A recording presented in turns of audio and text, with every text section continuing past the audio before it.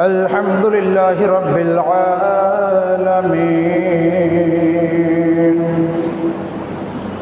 والعاقبة للمتقين والصلاة والسلام على أشرف الأنبياء والمرسلين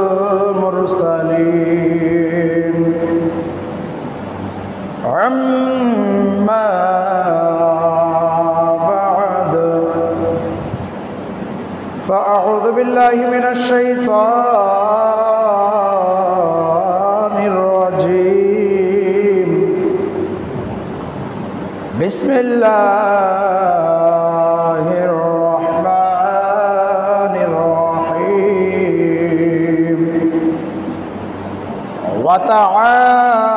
وتعاونوا على البر والتقوى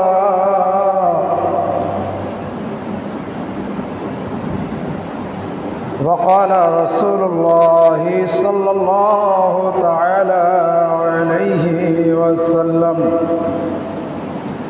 إن لله خلقا خلقهم لقضاء حوائج الناس نسأل على نفسه ألا يعذبهم بالنار فإذا كان يوم القيامة فُضِعَتْ لهم منابر من نور يحدثون الله تعالى والناس في الحساب وقال تعالى في شان حبيبه إن الله وملائكته يصلون على النبي يا أيها الذين آمنوا صلوا عليه وسلموا تسليما اللهم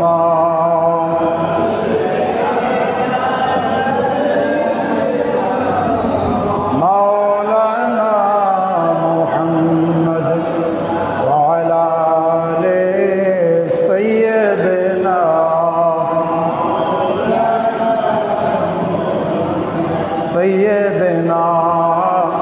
شفيعنا حبيبنا مولانا وعلى آله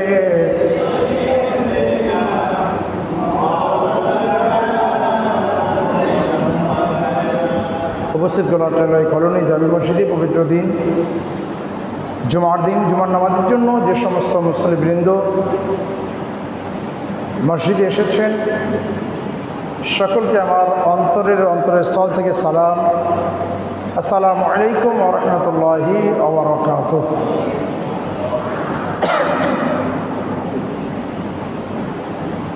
আল্লাহ তাআলার দরবারে লাখ কোটি শুকরিয়া আদায় করছি যে আল্লাহ পাক রব্বুল আলামিন আমাদের সকলকে পবিত্র দিন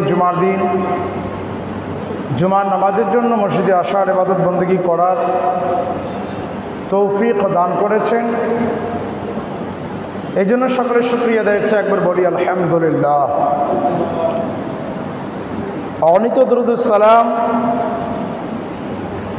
সেই অদৃশ্যের সংবাদদাতা নবীর প্রতি পেশ করছি, যেই নবীজি গায়বের খবর প্রকাশ করতে কৃপণতা করেন না। সকলে মিলে সেই নবীজির বারগাহে একবার দুরূদ শরীফের হাদিয়া পেশ করে বলি সাল্লাল্লাহু আলাইহি ওয়াসাল্লাম। দরুদ সালামের অগণিত ফজিলত বরকত রয়েছে। যে ব্যক্তি জুমার দিন নবীজির উপরে 200 বার দরুদ শরীফ পাঠ করবে, মহান রব্বুল আলামিন ওই ব্যক্তির 200 বছরের গুনাহকে মাফ করে দিবেন। তাই আমরা সকলে মিলে পবিত্র দিন জুমার দিন কমপক্ষে 200 বার দরুদ শরীফ পাঠ করার চেষ্টা করব। মহান রব্বুল আলামিন সকলকেই সেই তৌফিক দান করুক। সকলে মিলে বলি আল্লাহুম্মা আমিন। বর্তমান সময়ে গত কয়েকদিন ধরে 2 দিন ধরে চট্টগ্রাম সহ কুমিল্লা, ফেনী এই সমস্ত এলাকায় বিশেষ করে বন্যায় কবলিত যে সমস্ত ব্যক্তি বা যারা এত পরিমাণে পানি বর্ষণ হয়েছে বা ত্রিপুরা রাজ্য থেকে যেই পানি বাংলাদেশে প্রবেশ করছে এর কারণে বিশেষ করে বাংলাদেশের প্রায় চট্টগ্রাম সহ, কুমিল্লা সহ, ফেনী সহ অর্থাৎ যে সমস্ত এলাকাগুলো প্লাবিত হয়েছে এমনভাবে যে অনেকের ঘরবাড়ি একতলার নিচতলা পর্যন্ত অনেকের ডুবে গিয়েছে। মানুষ আপ্রাণ চেষ্টা করছে ক্রমত নিজের যান বাঁচানোর জন্য আশ্রয়স্থল খুঁজতেছে। এবং কি আপনারা হয়তো এও দেখেছেন সোশ্যাল মিডিয়ায় বা যে অনেকে ঘরে পানি এত পরিমাণে প্রবেশ করেছে যার কারণে অনেকে টিনে, ছাদে, উপরে উঠে আশ্রয়ের জন্য তারা চাচ্ছে যে কেউ এসে আমাদেরকে উদ্ধার করুক, আশ্রয়স্থলে আমাদেরকে নিয়ে যাক। কেউ বা গাছে উঠে রয়েছে। এক কথায় বর্তমান সময় এমন একটি সংকটের মধ্যে আমাদের দেশের বিভিন্ন জায়গায় যারা অসহায় অবস্থায় রয়েছে, যারা সবল, তারা যেন এই মুহূর্তে যারা অসহায়, যারা বন্যায় কবলিত হয়েছে তাদের এখন বিশেষ করে যে জিনিসগুলো প্রয়োজন, তাদের কাছে এখন খাবার দাবার কোনো কিছু নাই, অনেক জিনিসের তাদের সংকট। এই সংকটগুলো নিরসনের জন্য যারা ধনাঢ্য ব্যক্তি আছেন তাদের উচিত এই সময় তাদের পাশে দাঁড়ানো, তাদেরকে হেল্প করা, তাদেরকে সাহায্য সহযোগিতা করা। বিভিন্ন জায়গা থেকে বিভিন্ন ব্যক্তিরা তারা আপ্রাণ চেষ্টা করছে। আরও আমরাও যারা আছি, যাদের যা সামর্থ্য আছে সামর্থ্য অনুযায়ী তাদের পাশে দাঁড়ানো উচিত। এই কোরআন মাজিদ ফুরকানে হামিদ থেকে একটি আয়াতে কারিমা আপনাদের মাঝে আমি তেলাওয়াত করেছি এবং হাদিসে মোবারকও আপনাদের সম্মুখে আমি পাঠ করেছি। আমরা আজকে যে বিষয়বস্তু নির্ধারণ করেছি আমি তা হচ্ছে যে সমস্ত ব্যক্তি, কোনো মুসলমান, তারা যদি অসহায় অবস্থায় পড়ে, তাদেরকে যদি কোনো ব্যক্তি সাহায্য সহযোগিতা করে, তো সাহায্য সহযোগিতাকারী ব্যক্তিদের কি প্রতিদান রয়েছে, তারা কি প্রতিদান পাবে, এই বিষয়ে আমি মনস্থ করলাম যে যেহেতু সময় উপযোগী একটি বিষয়, তাই একটু মনে করলাম এই বিষয়ে একটু আপনাদের সম্মুখে আলোচনা করার মনস্থ করছি। যেহেতু এটা সফর মাস, আলা হযরতের মাস, সেই বিষয়ে আলোচনা করার মনস্থ করেছিলাম, কিন্তু হঠাৎ করে দেশের অবস্থা, এই বন্যায় কবলিত অবস্থা দেখে হঠাৎ করে আমি একটু বয়ানের ধারাটা, পরিবর্তনটা এটা একটু চেঞ্জ করলাম। ভাবলাম যে না, একটু আগে এই টপিক নিয়ে একটু আলোচনা করি, তারপরে যদি সময় সুযোগ হয় তাহলে ইনশাল্লাহ হয়তো আল্লাহ হযরতের সম্পর্কে কিছু আলোচনা করার চেষ্টা করব। যদি না হয় তাহলে তার পরবর্তী জুমায় আলোচনা করার চেষ্টা করব। তো কোরআন মাজিদ ফুরকান হামিদে মহান রব্বুল আলামিন ইরশাদ করেন, ওয়া তাআওয়ানু আলাল বিররি ওয়াত তাকওয়া,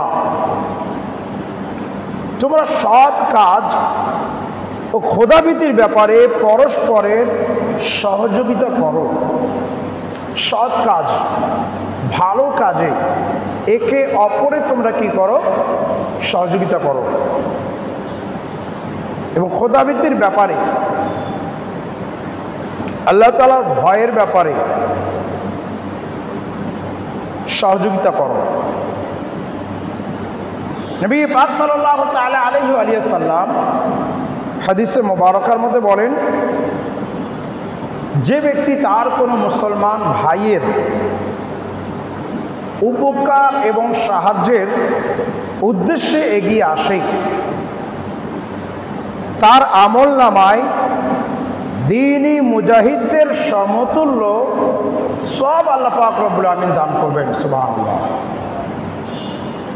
একজন ব্যক্তি আরেকজন ব্যক্তির, একজন মুসলমান আরেকজন মুসলমান ভাইয়ের উপকার যদি করে, সাহায্য যদি করে, উপকারের জন্য যদি এগিয়ে যায়, সাহায্য সহযোগিতা করার জন্য যদি এগিয়ে যায়, আল্লাহ তাআলা তার আমলনামায় দ্বীনি মুজাহিদ, দ্বীনের জন্য, ইসলামের জন্য যারা জিহাদ করে তাদের সমতুল্য সব আল্লাহ পাক রব্বুল আমিন তাদেরকে দান করবেন। তাহলে এখন যারা মনে করেন এই বন্যায় কবলিত, তাদের যদি কোনো ব্যক্তি উপকার করে, তাদের যদি কেউ সাহায্য সহযোগিতা করে, তাহলে আল্লাহ তাআলা ওই সাহায্যকারী ব্যক্তিদেরকে দ্বীনি মুজাহিদদের সমতুল্য সব দান করবেন। আরও রয়েছে আল্লাহ পাকের এমন কিছু সৃষ্টি রয়েছে, ইন্না লিল্লাহি খলাকাহুম লিকাদাই হাওয়াইজিন নাস। আল্লাহ পাকের এমন কিছু সৃষ্টি রয়েছে যাদেরকে তিনি মানুষের উপকার এবং প্রয়োজন মেটানোর জন্য সৃষ্টি করেছেন। আলা নাফসিহি আল্লাহ ইউআযিবাহুম বিন-নার। আল্লাহ পাক তার পবিত্র সত্তার শপথ করে বলেছেন, তাদেরকে তিনি কখনো দোজখের আগুনের শাস্তি প্রদান করবেন না।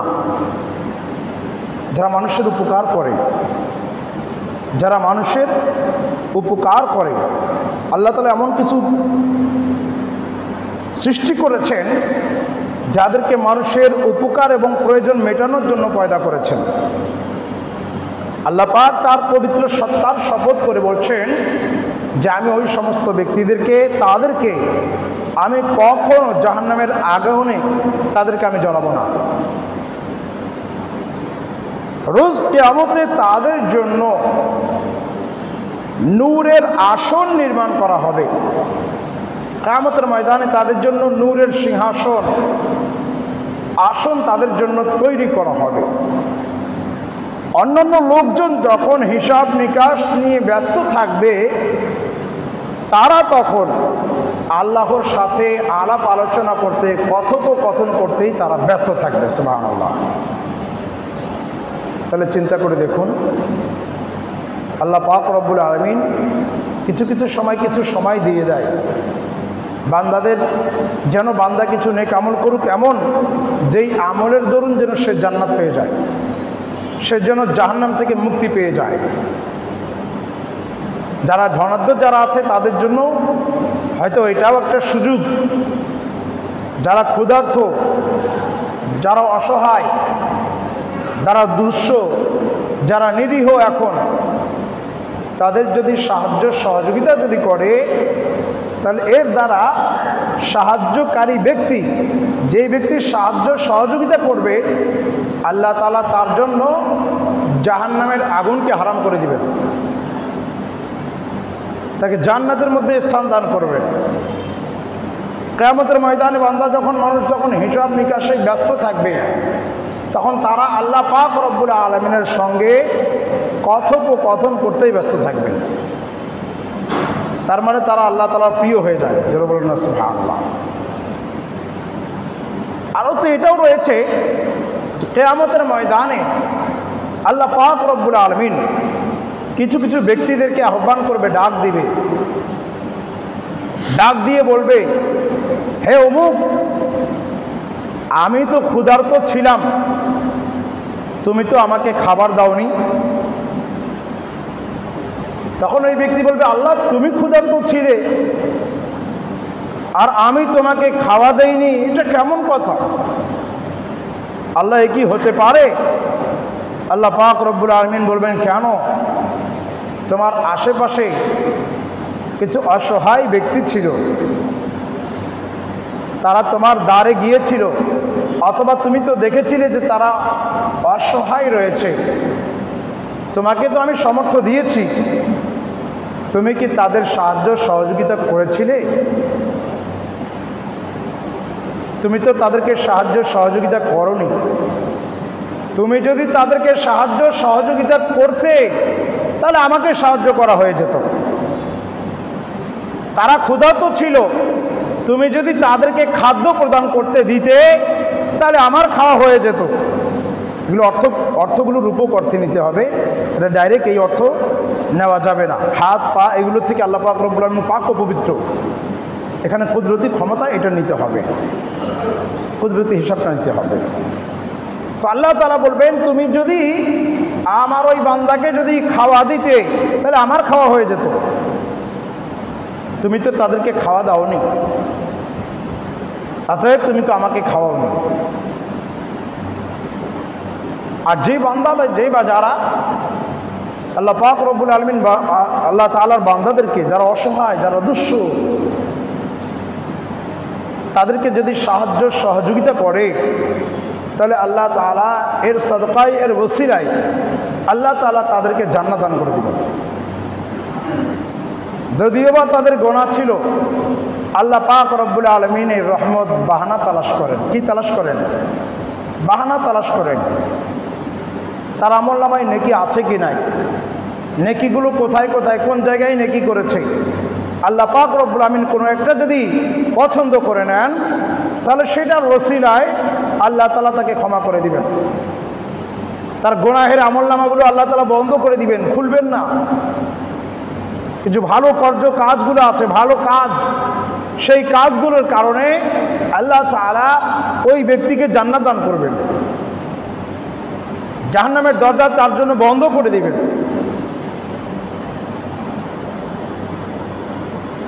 শুধু তাই নয়, হযরত আনাস রাদিয়াল্লাহু তাআলা আনহু থেকে বর্ণিত, তিনি বলেন, রাসূল করিম সাল্লাল্লাহু তাআলা আলাইহি ওয়া সাল্লাম ইরশাদ করেছেন, যে ব্যক্তি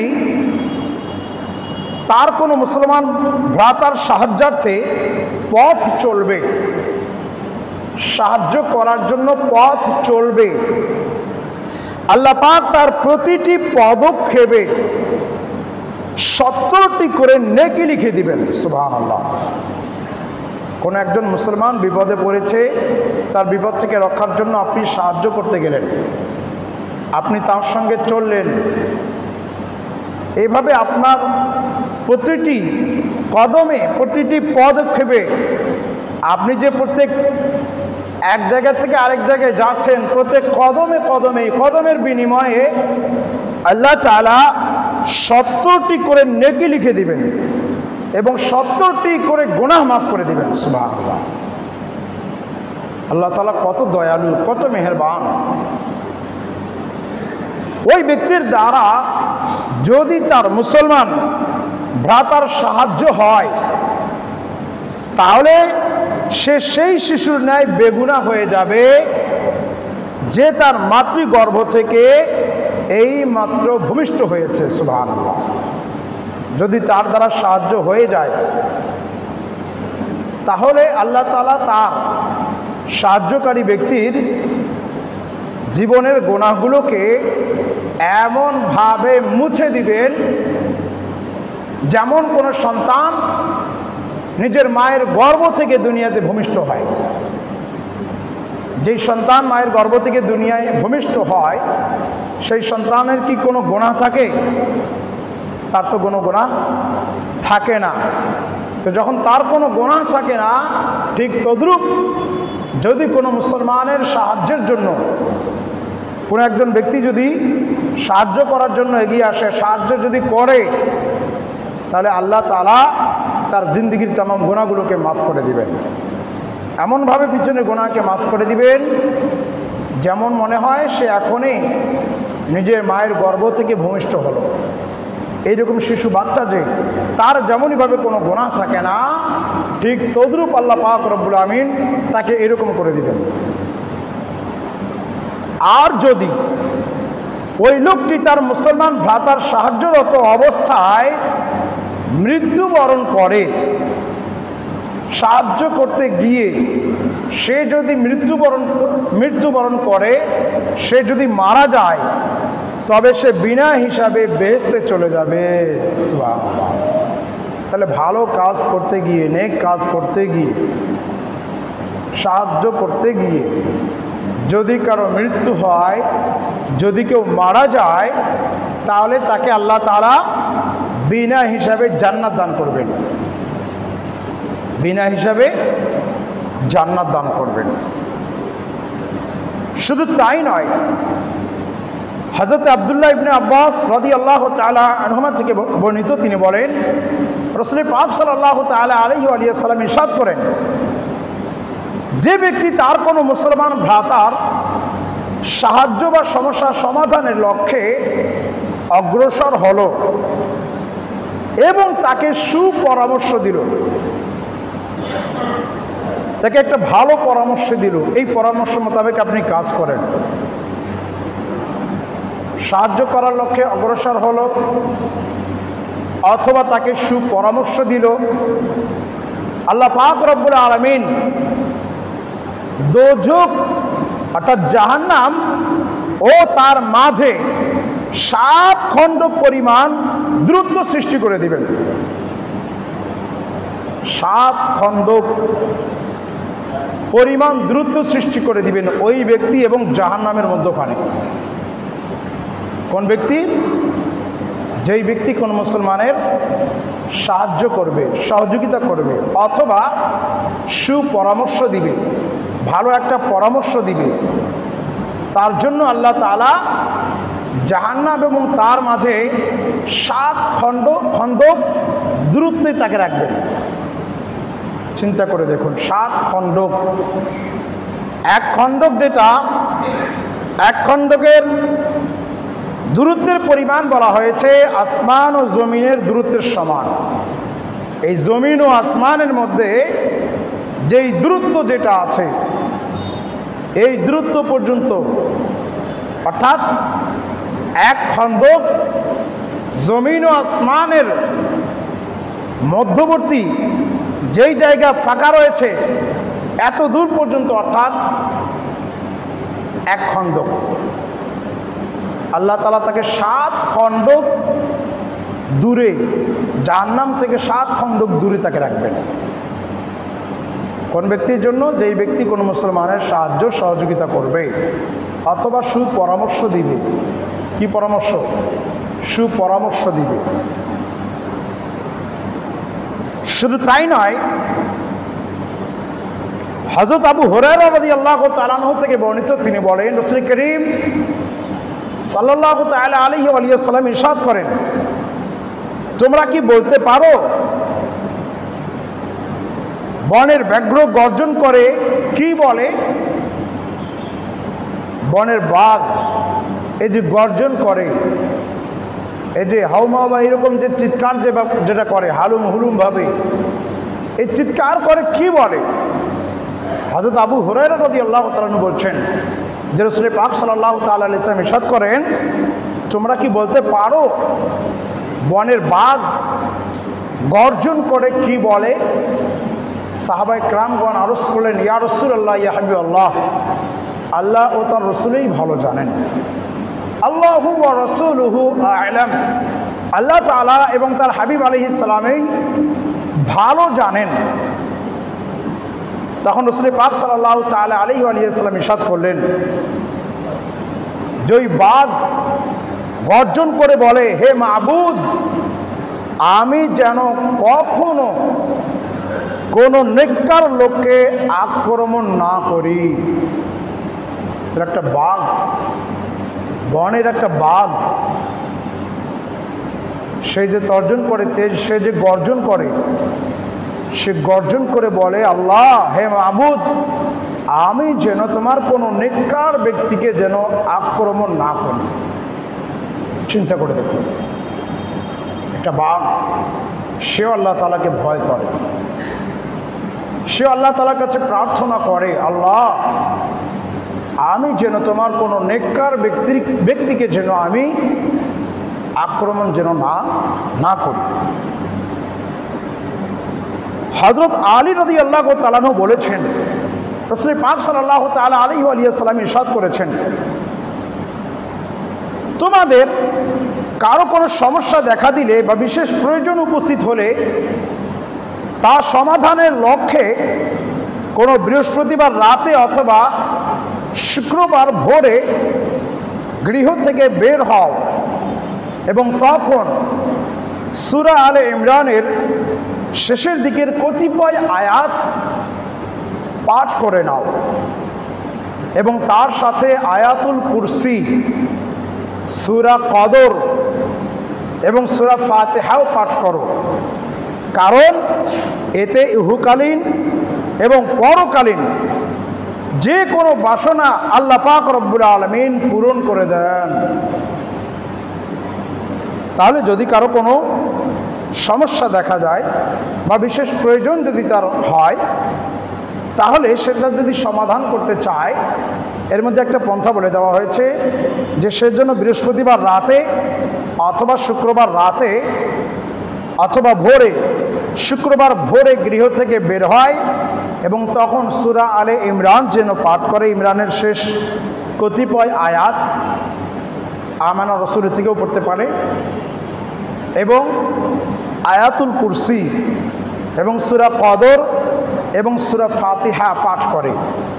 যদি সে পাঠ করে বের হয় তাহলে আল্লাহ পাক রব্বুল আলামিন তার যে সমস্যা সেই সমস্যাকে আল্লাহ তাআলা সমাধান করে দিবেন।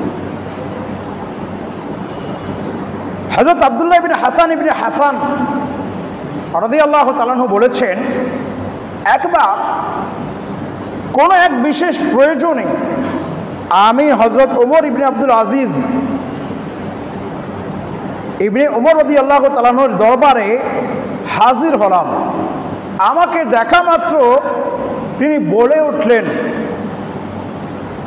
আপনার যখনই কোনো কিছুর প্রয়োজন হবে আপনি আমার নিকট লোক পাঠিয়ে দেবেন, সাথে সাথে আমি আপনার প্রয়োজন মিটিয়ে দেব। বলতে কি আপনি স্বয়ং আমার এখানে আগমন করলে আমি নিজেকে আল্লাহর নিকট খুবই লজ্জিত মনে করি। এখানে একটি বিষয়, আল্লাহ ওয়ালাগণ যারা আছেন, যারা আল্লাহ তাআলার প্রিয় ভাজন, তাদের যদি কোনো সমস্যা হয়,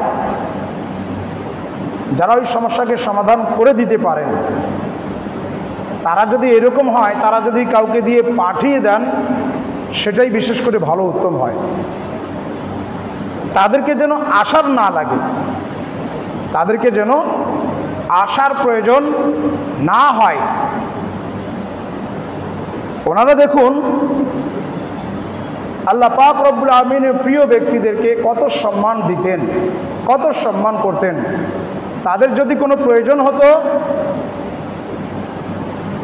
তারা যদি নিজে যায় তাহলে যারা দেনেওয়ালা, যারা দিবেন, তারা নিজেকে লজ্জিত মনে করত। বলে আপনি কোনো লোককে পাঠিয়ে দিবেন বা বলবেন আমি আপনার নিকটে পাঠিয়ে দেব। তাহলে এখান থেকেও আমাদেরকে কিছু শিক্ষা হাসিল করা দরকার, অনেক কিছু জিনিস আমাদেরকে বোঝা দরকার, খেয়াল করা দরকার। যারা ওই সমস্ত ব্যক্তি যারা আছে তাদের খবরাখবরও আমাদেরকে নেওয়া দরকার আর রাখা দরকার। তারা কি পরিস্থিতিতে আছে না আছে এই বিষয়গুলো আমাদেরকে একটু খেয়াল করা দরকার। খেয়াল করে তাদের সাহায্য সহযোগিতা করাও আমাদেরকে দরকার। তাদের সাহায্য সহযোগিতা করলে আল্লাহ তাআলার প্রতিদান আপনাকে উত্তম থেকে উত্তম দান করবেন, দিবেন। শুধু তাই নয়, বুখারী শরীফে বর্ণিত আছে, রাসূল পাক সাল্লাল্লাহু তাআলা আলাইহি ওয়া সাল্লাম ইরশাদ করেছেন, সৎ আচরণের বিনিময়ে সৎ আচরণ করাকে সিলাহ রহমি বা আত্মীয়তা রক্ষা করা বলা যায় না, বরং প্রকৃত সেলাহ রাহমি যেটা আছে সেটা হচ্ছে আত্মীয়তার ছিন্নকারীর সাথে আত্মীয়তা বজায় রাখা। সেলাহ রাহমি যেটাকে বলা হয় সেটা হচ্ছে কি, যে যদি কারোর সাথে কোনো একজন ব্যক্তি সম্পর্ক ছিন্ন করে, যেই ব্যক্তির সঙ্গে সম্পর্ক ছিন্ন করলো সেই ব্যক্তিকে উচিত তার সাথে সম্পর্ক গড়ানোটা, তার সাথে সম্পর্ক গড়াই নেওয়াটা। সে আপনার প্রতি, সে আপনাকে দেয়নি, তখন আমরা করি কি, আমরাও তাকে তাকে বঞ্চিত করে দেই। কিন্তু আপনাকে আমাকে উচিত কি, তাকে বঞ্চিত না করা, বরঞ্চ তাকে আরও বিশেষ করে দেওয়া। এটাকে বলা হয় সেলাহ রাহমি, এটাকে বলা হয় সেলাহ রাহমি। ততএব বিশেষ করে আমরা যে আজকের আলোচনা শ্রবণ করলাম তা থেকে বিশেষ করে একটি জিনিস আমরা খোলাসাভাবে বুঝতে পারলাম যে যেই বা যারা অসহায় অবস্থায় যারা রয়েছে, যাদের সাহায্যের প্রয়োজন, যারা সাহায্য করতে পারেন তাদেরকে উচিত এগিয়ে আসা, তাদেরকে সাহায্য করা। তাদেরকে যদি সাহায্য করেন তাহলে এর বিনিময় আল্লাহ তাআলা সাহায্যকারী ব্যক্তিকে অবশ্যই দিবেন। সাহায্যকারী ব্যক্তিকে অবশ্যই দিবেন।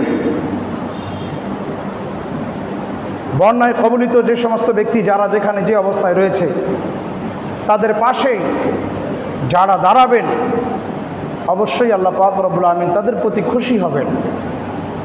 আল্লাহ তাআলা এর ওসিলায় আল্লাহ পাক রব্বুল আমিন জাহান্নাম থেকে ওই ব্যক্তিকে এত দূরে রাখবেন, 7 খণ্ডক জাহান্নাম থেকে ওই ব্যক্তিকে দূরে রাখবেন আল্লাহ তাআলা। আল্লাহ তাআলা ওই ব্যক্তিকে জান্নাত দান করবেন। যারা হয়তো সুপরামর্শ দিবে, যারা হয়তো টাকা পয়সা যদি দিতে না পারে, সামর্থ্য নাই, তারা যদি তাদেরকে বিভিন্ন সুপরামর্শ যদি দেয়, পরামর্শ দানের খাতিরেও আল্লাহ পাক রব্বুল আমিন তাদেরকে সওয়াব দান করবেন। অতএব আমাদেরকে উচিত যারা এই সমস্ত ব্যক্তি যারা অসহায় রয়েছে তাদের পাশে দাঁড়ানো, তাদের খবরাখবর রাখা, তাদের সাহায্য সহযোগিতা করা। আল্লাহ পাক রব্বুল আলামিন আমাদের সকলকেই যা কিছু শুনলাম বোঝার, আমল করার তৌফিক আল্লাহ পাক রব্বুল আমিন সকলকেই দান করুক। আমিন। ওয়া আখিরু দাওয়ানা আলহামদুলিল্লাহি রাব্বিল আলামিন।